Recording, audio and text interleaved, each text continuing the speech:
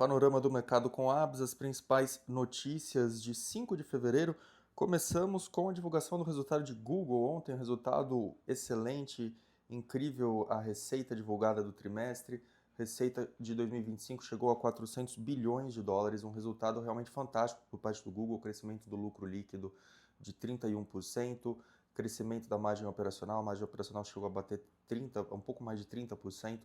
É realmente o que demonstra que a operação do Google está caminhando muito bem, aquela preocupação se os LLMs seriam realmente uma ofensiva ao serviço de busca do Google. Até o momento não houve essa preocupação, porém o mercado, embora tenha reagido positivamente no aftermarket ontem, hoje já abre, pelo menos no pré-market, com uma queda de 3%, provavelmente por decorrência do anúncio de gasto com inteligência artificial, um gasto elevadíssimo por parte do Google, que faz também uma previsão de CAPEX recorde para infraestrutura de inteligência artificial, que chegaria a algo em torno de 180 bilhões de dólares, e isso certamente impacta o free cash flow da empresa.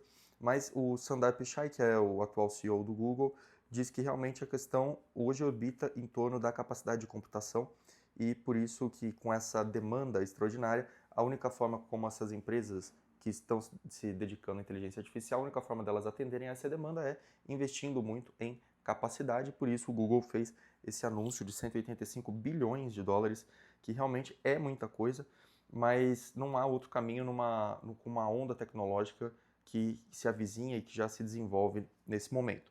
Temos também os dados do ADP que saíram ontem, lembrando, ADP que só consegue pegar a folha de pagamento dos dados privados. Houve uma adição líquida de 22 mil postos de trabalho em janeiro, que é muito pouco, é bem abaixo do que se esperava e mostra que há uma desaceleração no mercado de trabalho.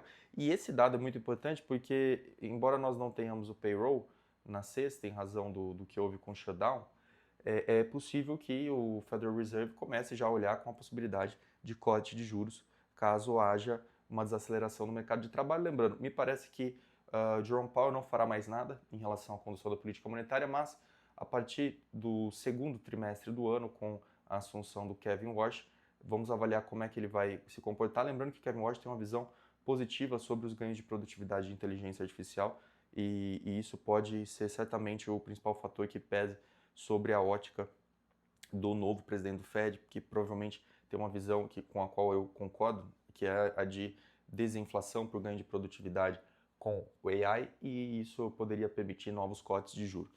Esse, portanto, essa principal notícia do dia, o resultado do Google, mas ainda estamos digerindo o que tem acontecido com as empresas de software.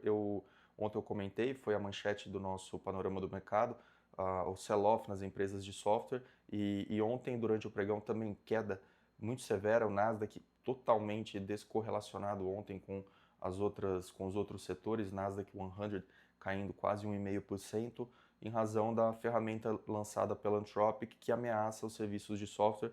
Há um grande temor, de outro lado, o Jensen Huang falou que é ilógico esse movimento de correção nas empresas de software, que a inteligência artificial não vai acabar com software, mas realmente quando o software negocia com prêmio, as empresas de software sempre negociaram com prêmio e um preço-lucro mais elevado, quando há uma ameaça como essa que pode afetar todo o modelo de negócio das empresas de software, há um grande risco e por isso que o investidor bate na ação, vende com receio de que haja alguma ameaça à estrutura do negócio como um todo.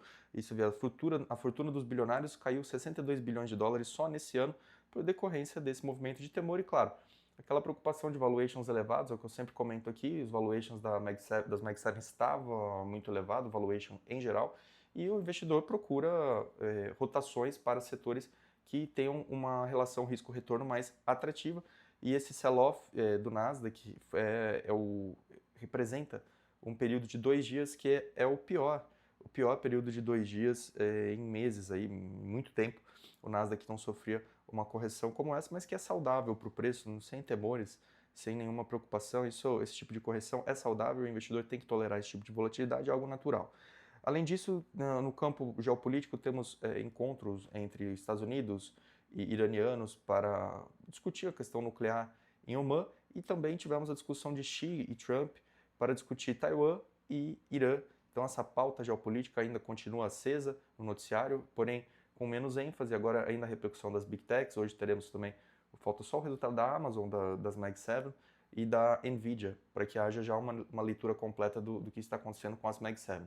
O Uber, que agora virou patinho feio, com a preocupação de que Cybercab e Waymo tomem o mercado de corridas compartilhadas, mas divulgou o resultado, teve uma correção também no preço da ação, bem severa, conseguiu adicionar clientes, mas houve uma queda do lucro e o anúncio de um novo CFO. Então, paira uma dúvida grande agora sobre o Uber, se ele vai conseguir competir com o Cybercab do Elon Musk, e se o Elon Musk vai criar mais uma avenida de receita de negócios. O Elon Musk realmente é um gênio, não só um gênio da ciência, mas um gênio de criar negócios e criar monopólios e negócios nos quais ele não tenha competição, realmente algo impressionante. E aproveitando essa fala do Elon Musk, a SpaceX está já em diálogos com advisors, né, com consultores, para verificar como é que vai ser esse IPO, porque pela avaliação da empresa, lembrando que a empresa vai sair com a xAI, a avaliação será trilionária. Então essa empresa ela tem que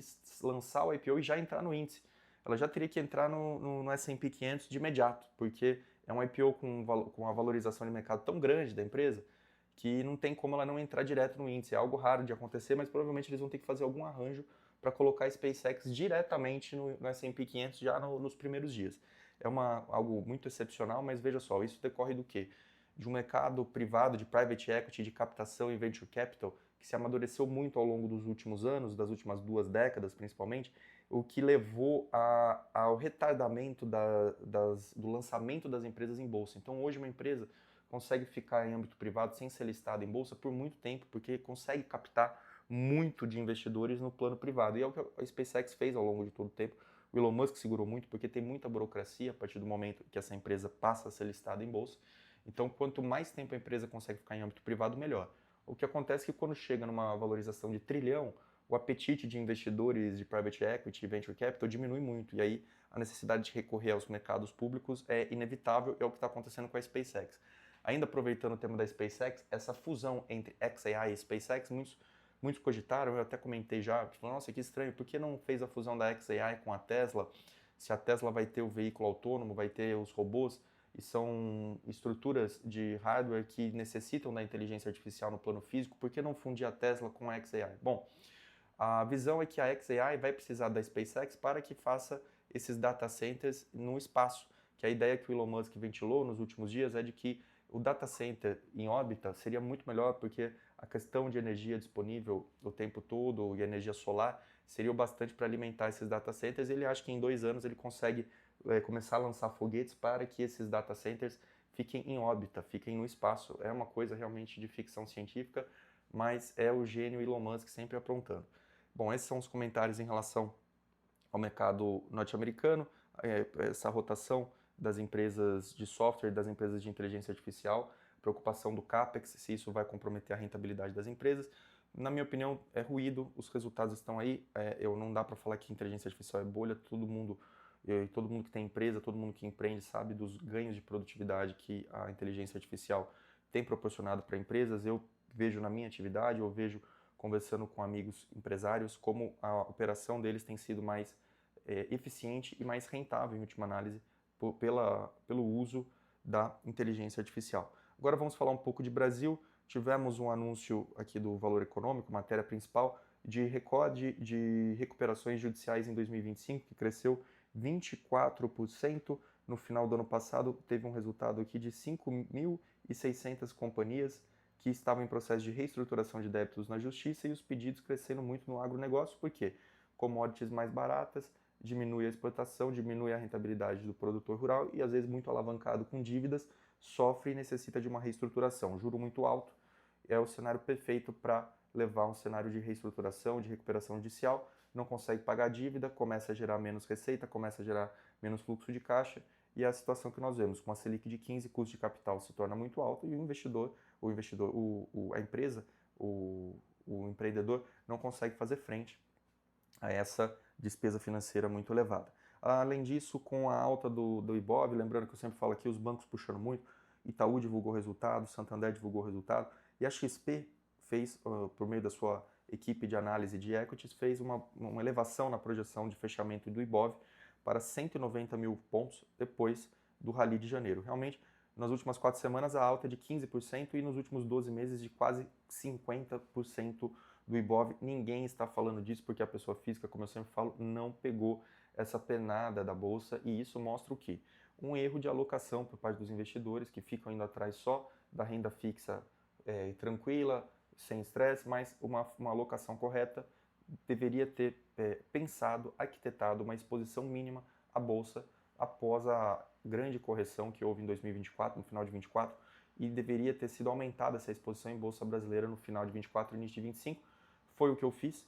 Todo mundo falando mal, que o dólar ia cair muito, ou que a bolsa tinha caído muito, e na verdade o investidor tem que pensar de uma forma de longo prazo, pensando na possibilidade de valorização do mercado. Ninguém imaginava que ia ter esse fluxo para emergentes, mas toda vez que há uma correção muito severa de uma bolsa como um todo, vale a pena o investidor pensar que as suas projeções prospectivas são muito positivas, muito mais benéficas, e a relação risco-retorno se torna muito mais favorável.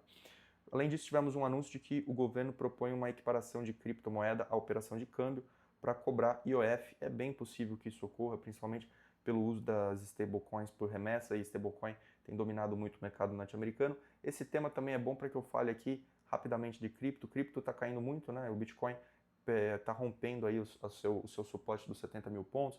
As pessoas estão bastante preocupadas, já algumas pessoas já cogitaram que até o caso da divulgação dos arquivos do Epstein tem repercussão sobre esse preço, com algumas negociações meio nebulosas para tentar fazer liquidez. Então, tem um sell-off grande em cripto.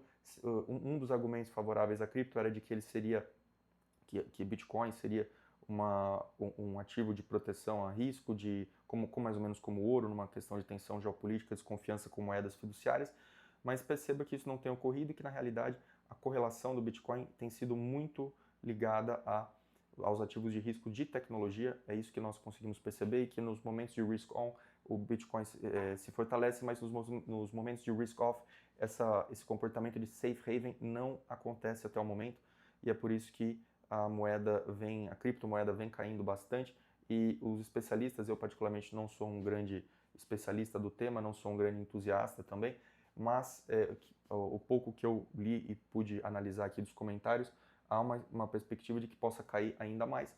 Como uma diversificação patrimonial pequena, eu até acho interessante, porém não sou grande entusiasta do tema, como algumas pessoas aí que defendem alocações muito relevantes do patrimônio da pessoa.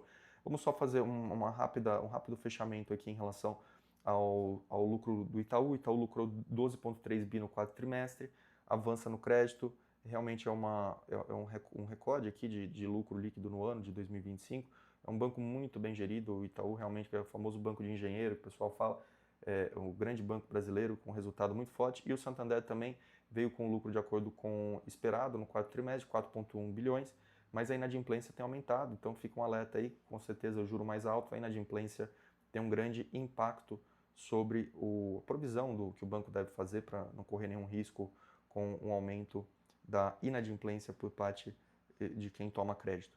E, por fim, um último comentário é o fato de que as estatais listadas em bolsa têm engordado bastante o bolso do acionista minoritário com o pagamento de muitos dividendos. É porque as estatais, na verdade, ajudam a União a fechar suas contas. Então, como há essa dependência, a necessidade de fechar as contas, as estatais têm distribuído realmente muitos dividendos, e aqueles investidores que são focados muito em ações pagadoras de dividendos, numa linha parecida mais ou menos com a proposta pelo Luiz Bassi, acabam se beneficiando muito dessas ações.